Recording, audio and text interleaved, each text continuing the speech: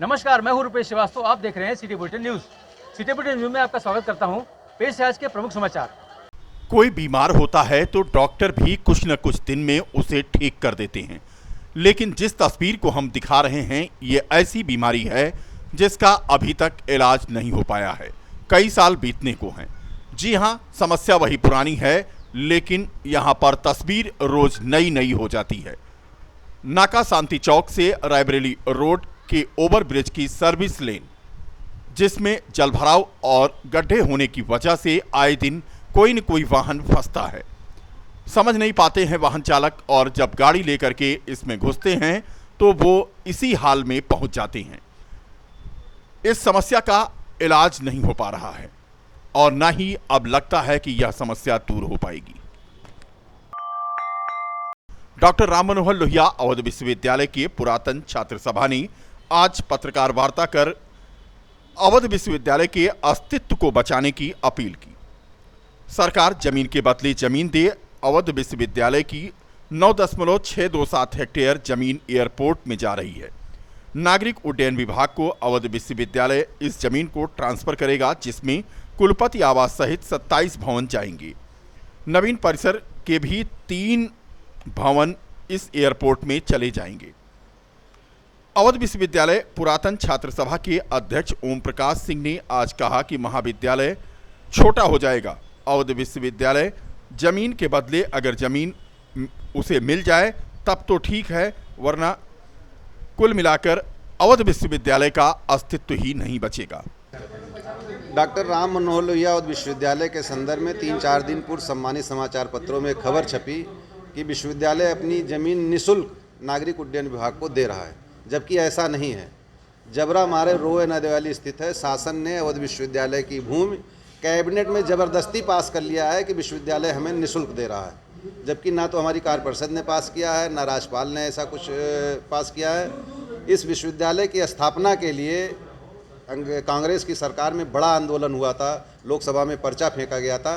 आज जितनी हमारी ज़मीन ली जा रही है और ज़मीन के बदले जो ज़मीन नहीं दे रही है सरकार, तो हमारी स्थिति जो है महाविद्यालय से भी कम हो जा रही है। सरस्वती माँ का मंदिर है, शिक्षा का मंदिर है, राम मंदिर के परिप्रेक्ष्य में एयरपोर्ट बन रहा है, तमाम चीज़ें बन रही हैं, उसका स्वागत है। लेकिन आपको याद होगा कि नालंदा और तक्षशिला जैसे विश्वविद्यालयों को जब जलाया गया तो हमको गुलामी झेलनी पड़ी थी। तो हमारी अपील है योगी सरकार से कि शिक्षा के मंदिर को बचाने के लिए जो ज़मीन ली जा रही है, हमारी सारी ज़मीन ले लीजिए। हमारा विश्वविद्यालय भी तिरछा मिर्छा रेलगाड़ी के डिब्बे जैसा है, हमको एक मुश्त कहीं ज़मीन दे दी जाए। मेरी मांग है कि भीमराव अंबेडकर स्टेडियम के बगल जो नरेंद्र कृषि विश्वविद्यालय का फार्म हाउस है, जिस पर अलाभकारी है कृषि विश्वविद्यालय के लिए, वो ज़मीन हमको दे दी जाए, हमारी सारी ज़मीन ले ली जाए। और ये सारा आंदोलन फैजाबाद के सारे लोगों से मेरी अपील है, पत्रकार, डॉक्टर, इंजीनियर्स, जनप्रतिनिधि, आम आवाम से, कि इस मुहिम को आगे बढ़ाएं और योगी जी से मांग करें कि कृपा करें शिक्षा के मंदिर को बचाएं। श्री राम जन्मभूमि तीर्थ क्षेत्र ट्रस्ट के अध्यक्ष व मणिराम दास छावनी के महंत नृत्य गोपाल दास की तबीयत एक बार फिर से खराब हुई है।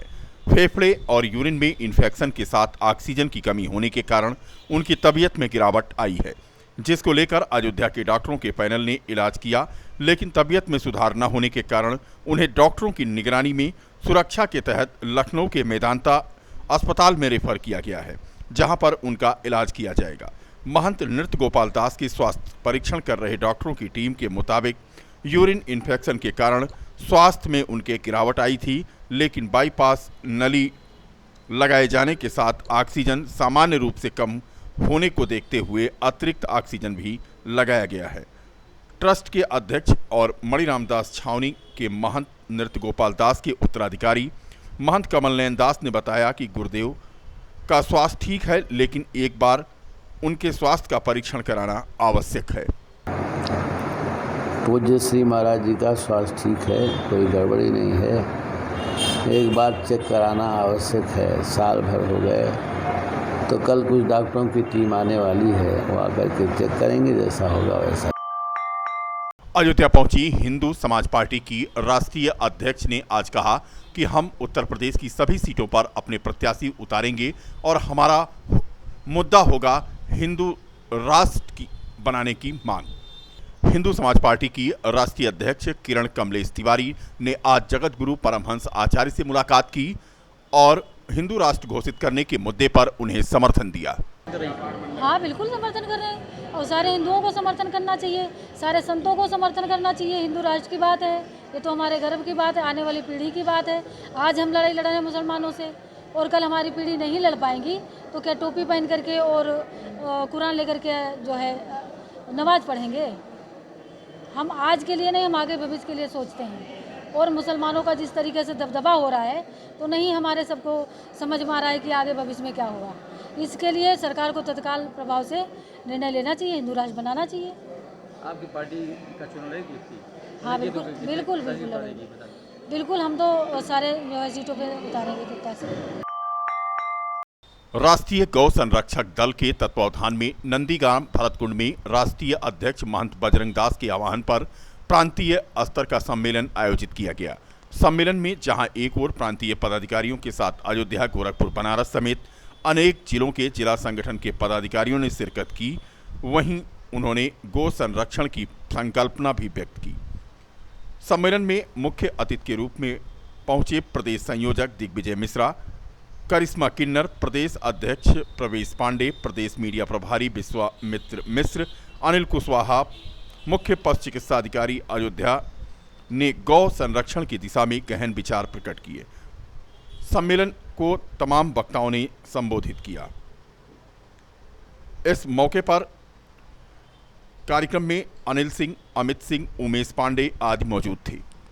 पर ये समझिए कि जितना भी आज तक जितने भी हमारे राजनीतिक दल के अनुयायीगण आए, राजनीतिक लोग, उन्होंने गौ माता पर ध्यान नहीं दिया। रही बात जब भाजपा सरकार आई तो योगी हमारे श्री आदित्यनाथ योगी जी गौ माता पर जब कदम बढ़ाए, पहले मांग थी कि गौ माता को राष्ट्रमाता घोषित किया जाए।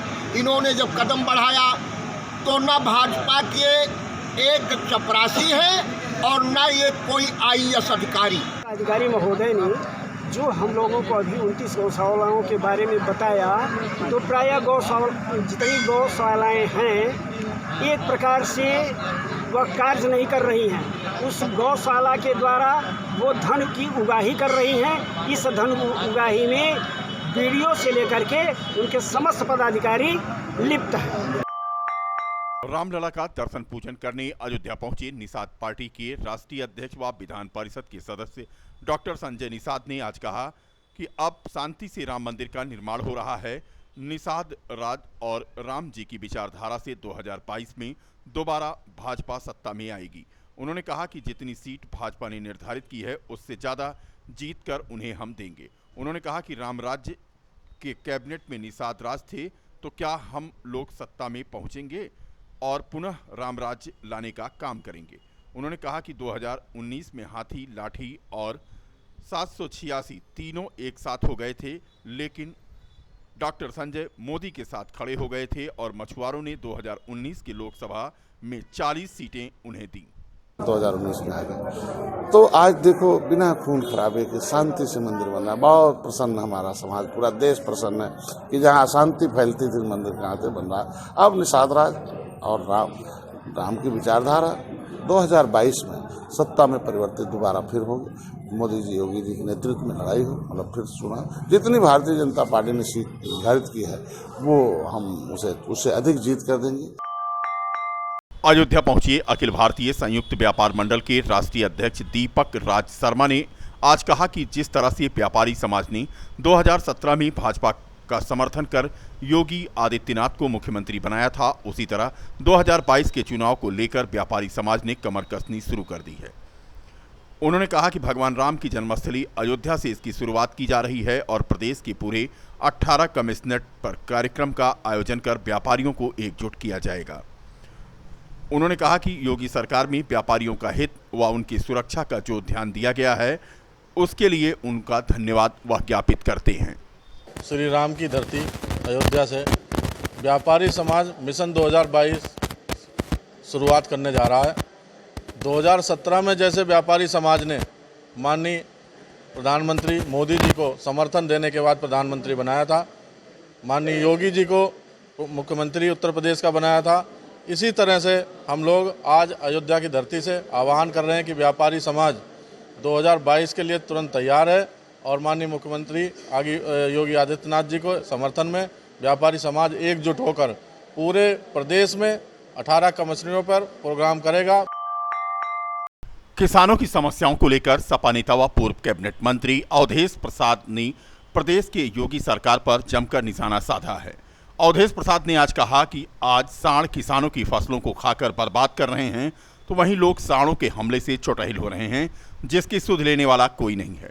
उन्होंने कहा कि समाजवादी पार्टी किसानों की विभिन्न समस्याओं को लेकर आगामी 26 अक्टूबर को शहर के गांधी पार्क में सत्याग्रह करेगी।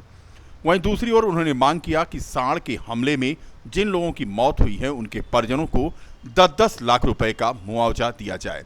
पत्रकार वार्ता के दौरान चौधरी बलराम यादव और जिला अध्यक्ष गंगा सिंह यादव मौजूद थे। साफ सुथरा है कि आज जो तो भारतीय जनता पार्टी की सरकार के रहते समाज का हर वर्ग पीड़ित है, दुखित है, परेशान है। जो तो लगातार इस समस्या को लेकर लगातार हम धरना कर रहे हैं, प्रदर्शन कर रहे हैं, मीडिया में अपनी बात कह रहे हैं, सरकार को सुझाव दे रहे हैं, लेकिन ये बेअसर हो रहा है। इसलिए हमने निश्चय किया है फैजाबाद मुख्यालय पर गांधी पार्क, महात्मा गांधी पार्क जो बना है फैजाबाद में दुनिया पार्क के नाम से, वहां पर हम सत्याग्रह करेंगे और शासन का ध्यान आकर्षित करके और राष्ट्रपिता महात्मा गांधी के चरणों में जो हथियार उन्होंने दिया गया है। 75वें अमृत महोत्सव के अवसर पर 17 ब्लॉकों में आयोजित होने वाली कबड्डी प्रतियोगिता 2021 के तहत बीकापुर में रविवार को महोत्सव का जोरदार आगाज हुआ। ग्रामीण अंचलों से लगभग 40 टीमों ने इस प्रतियोगिता में प्रतिभाग किया। कार्यक्रम में मुख्य अतिथि के रूप में भारतीय जनता पार्टी के पूर्व जिलाध्यक्ष ओम प्रकाश सिंह और सांसद प्रतिनिधि शिव कुमार सिंह, युवा मोर्चा के जिलाध्यक्ष सुनील कुमार मिश्रा, मंडल अध्यक्ष राकेश कुमार राणा ने खिलाड़ियों से परिचय प्राप्त करने के बाद अमृत महोत्सव के तहत होने जा रही इस प्रतियोगिता को हरी झंडी दिखाई। तो वहीं भारतीय जनता पार्टी के मंडल बीकापुर के करीब सभी पदाधिकारी, खिलाड़ी और उनकी टीम व्यवस्थित करने के लिए यहां मौजूद थी। भाजपा नेता ओम प्रकाश सिंह ने कहा कि खेल को खेल की भावना से खेला जाना चाहिए। बता दें कि उप विजेता और विजेता टीम को जनपद स्तर पर खेल का सम्मान मिलेगा। वहीं दूसरी ओर चैंपियनशिप जनपद के सभी 17 ब्लॉकों में आयोजित की जा रही है। माननीय योगी जी की जो योजनाएं हैं, उन योजनाओं के माध्यम से हम खिलाड़ियों व उन योजनाओं को खिलाड़ियों तक पहुंचाने का काम करेंगे और आगे खेल के लिए जब से माननीय प्रधानमंत्री जी इस देश के प्रधानमंत्री हुए हैं, पूरे विश्व में खेल को प्रोत्साहन मिला है। आज हमारे देश के खिलाड़ी विश्व में स्वर्ण पदक पाकर पूरे देश को गौरवान्वित करने का काम कर रहे हैं। और ये खेल जो गांव के माध्यम से हम लोगों ने किया है, इसके पीछे उद्देश्य है कि 16 से 20 साल के जो बच्चे हैं, यही आगे गांव की प्रतिभा को बढ़ाने का काम इस कबड्डी के माध्यम से। बीकापुर ब्लॉक की जो है टीम खेल रही है और लगभग 40 टीम जो है हर ग्राम पंचायत की टीम जो है भाग ली है और इसमें जो है 16 से 20 साल के लड़के खेल रहे हैं और ग्राम पंचायत वाइज ही खेल रहे हैं। जिस ग्राम पंचायत के लड़के रहेंगे वही खेलेंगे। नगर कोतवाली की पुलिस ने आज फर्जी वन अधिकारी समेत 3 लोगों को गिरफ्तार किया। फर्जी वन अधिकारी बन करके शहर के चौक में स्थित एक दुकान पर ये चेकिंग कर रहे थे। जड़ी बूटी बेचने का यह धंधा करते हैं। कोतवाली नगर पुलिस ने शहादतगंज बाईपास से इन्हें गिरफ्तार कर लिया। पानीपत हरियाणा के रहने वाले तीनों अभियुक्त हैं और इनके पास से नकली बंदूक और छर्रे बरामद हुए हैं। रायबरेली रोड पर स्थित 1 दर्जन कॉलोनियां जो जलभराव से ग्रसित थीं, उनमें धीरे धीरे पानी कम हो रहा है। ताज़ा तस्वीर हम आपको वैष्णो नगर कॉलोनी रायबरेली रोड की दिखा रहे हैं, जो इस समय अभी भी यहाँ की सड़कें पानी से लबालब भरी हुई हैं। पानी कम हो रहा है तो यहाँ के लोगों को चिंता सता रही है कि गंदा पानी और उसमें पलने वाले मच्छर कहीं बीमारी न पैदा कर दें। वैष्णो नगर कॉलोनी के लोग अभी भी गंभीर बीमारी फैलने के खतरे से आशंकित हैं। यहाँ के लोगों का कहना है कि जल भराव से निजात उन्हें किसी ने नहीं दिलाई, लेकिन अपने आप मौसम ठीक होने के बाद अब पानी उतर रहा है तो बीमारी फैलने का खतरा हो गया है। कीचड़ युक्त सड़कों पर चलने के लिए वो आज भी मजबूर हैं। जहां पर स्थान नीचे है वहां पर गाड़ियां अभी भी डूबी हुई हैं और इन गाड़ियों के खराब हो जाने का खतरा भी मंडरा रहा है। लोगों के घर अभी भी तमाम स्थानों पर ऐसी जगहों पर निकलने में कठिनाई पैदा हो रही है जहां से अभी तक पानी को निकाला नहीं जा सका है। फिलहाल भैंसरों नगर कॉलोनी के लोग इन दिनों खासे परेशान हैं। यही हाल रायबरेली रोड से सटी आदित्य नगर कॉलोनी का है। यहां अभी भी इतना पानी भरा हुआ है सड़कों पर कि लोगों को आने जाने में कठिनाई हो रही है। तस्वीरें आज की आप देखें कि आज जब इतना पानी है तो 15 दिन से यहाँ के लोग कैसे जीवन यापन कर रहे होंगे। अगर कोई घर में बीमार हो जाता है तो उसको अस्पताल तक नहीं ले जा सकते हैं क्योंकि हालत सड़क की खराब है, उस पर गंदा पानी भरा हुआ है। लोगों के घरों में अभी भी पानी का जमाव है। वादे दावे तमाम हुए कि नहीं यहाँ मोटर लगा दी गई है, यहाँ पर बहुत सारी व्यवस्था कर दी गई है, नाला नाली खोद दी गई है, लेकिन कोई फर्क यहाँ पर नहीं पड़ रहा है।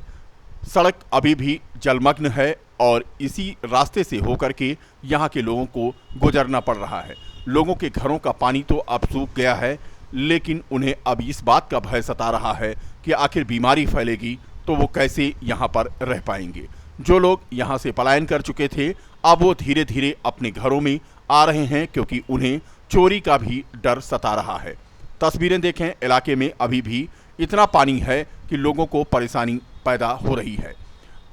गंदे पानी में मच्छर फैल रहे हैं और उससे बीमारी फैलने का खतरा हो गया है। कुल मिलाकर आदित्य नगर कॉलोनी का हाल आप देखें। हमारे संवाददाता राहुल श्रीवास्तव के अनुसार यहाँ पर अभी भी परेशानियाँ, दुश्वारियाँ लोग झेल रहे हैं और उन्हें अभी भी इस परेशानी से निजात दिलाने की पहल नहीं हो पाई है। लोगों को गंदे पानी से होकर के आना जाना पड़ रहा है। जल भराव की स्थिति आज भी कम हुई है लेकिन खत्म नहीं हुई है। लोग परेशान हैं। ये आदित्य नगर कॉलोनी है। यहाँ पानी बहुत ज़्यादा भर गया है, यहाँ कंधे तक पानी है और यहाँ बहुत परेशानी होती है। स्कूल भी नहीं जा पाते हैं और साग सब्जी भी नहीं आ पाती है। हम लोग नाव से आते जाते हैं और पीछे वाले की ज़्यादा दिक्कत रहती है तो वो आते हैं। हमारे यहाँ पानी कम हो गया तो हम लोग घुस के आते रहते हैं। पीछे ज़्यादा पानी है? अब तो कम हो गया है। क्या पानी की वजह से क्या दिक्कत हो रही है? पानी की वजह से कोई आ नहीं पा रहा है, आते इसी पानी में से है। उनका मेरा नाम कुश पांडे है। आदित्य नगर कॉलोनी का मैं रहने वाला हूँ। आप देख रहे हैं जैसे पूरा पानी भरा हुआ है। यहाँ पर आने जाने में बहुत दिक्कत हो रही है। छोटे छोटे बच्चे हैं। अभी एक दो बार ऐसी ट्रेस्टी भी हो चुकी है कि पानी में आते जाते वक्त बच्चों को सांप लपेट लिया है पैर में या एक लोगों के काट भी लिया है। तो इस वजह से बहुत दिक्कत हो रही है पानी में आने की जाने की वजह से। यहाँ पर सरकार अभी तक कोई व्यवस्था नहीं कराई है पानी की। हालांकि उन्होंने बहुत बड़े वादे किए थे कि हम पानी निकलवाएंगे। उन्होंने समर से टुल्लू मंगवाया निकलवाने के लिए, लेकिन वो सारी उनकी जो भी सुविधा थी वो फ्लॉप हो गई। उसके बाद से तब से कोई भी यहाँ ना नगर निगम का कोई देखने आया, ना एसडीएम साहब देखने आया। तब से ऐसे का ऐसे पड़ा हुआ पानी। आज जो है छोटे छोटे बच्चे इसमें पानी में गिरते पड़ते किसी तरीके से स्कूल जाते हैं। स्कूल जाने के समय और आने के समय में बड़ी दिक्कतें होती हैं। पीछे जिनका घर है वो नाव से आ जा रहे हैं और अपना सामान किसी भी तरीके से घर छोड़ के उनको यहाँ से पलायन करना पड़ा है। ये स्थिति हो चुकी है आदित्य नगर की। चैनल के माध्यम से हम यही चाहेंगे कि चैनल हमारी बातों को जनता तक पहुँचाए, सरकार तक पहुँचाए कि जल्दी से जल्द यहाँ पे इस चीज़ों का निवारण हो सके।